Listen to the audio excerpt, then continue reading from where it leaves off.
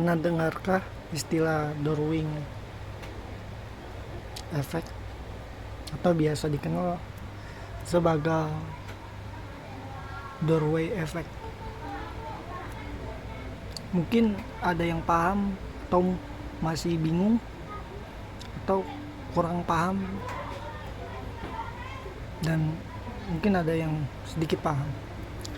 Penjelasannya akan saya sederhanakan sehingga kalian bisa memahami dengan mudah.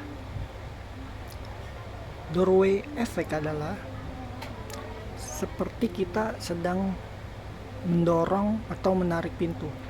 Maka dengan demikian, secara bersamaan badan kita akan mengikuti arus, baik itu dorongan atau tarikan dari pintu tersebut. Doorway effect ini adalah ketika seseorang tanpa sadar ataupun secara sadar mengikuti arus atau yang bisa kita kenal FOMO, fear of missing out. Nah, pertanyaan yang timbul adalah kenapa orang bisa mengikuti arus? Tentu saja karena biological kita. Biological kita adalah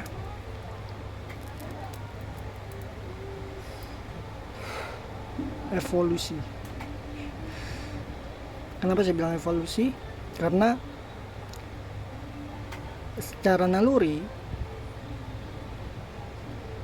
dari zaman purbakala, bahkan dari zaman batu dan es, spesies bernama manusia selalu berkerumun. Apabila dia tidak berkerumun, maka kemungkinan besar ia diterkam hewan buas atau binatang buas jauh lebih besar. Jadi jika ada orang yang mengikuti arus, triggernya biasanya, pemicunya adalah karena rasa ingin diterima, acceptable oleh suatu kelompok atau suatu organisasi, baik ia sadar maupun ia tidak sadari. Jadi ketika ada seseorang yang mengalami doorway effect, itu karena ada dorongan di dalam dirinya untuk berkelompok.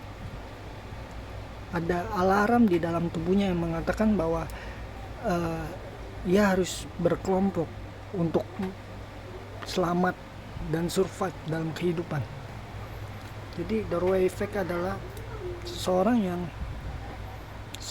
individu yang sengaja mengikuti arus, baik ia sadar ataupun tidak, hanya untuk diterima oleh suatu kelompok ataupun organisasi. Semoga penjelasan ini tidak basi. Sekian, terima kasih.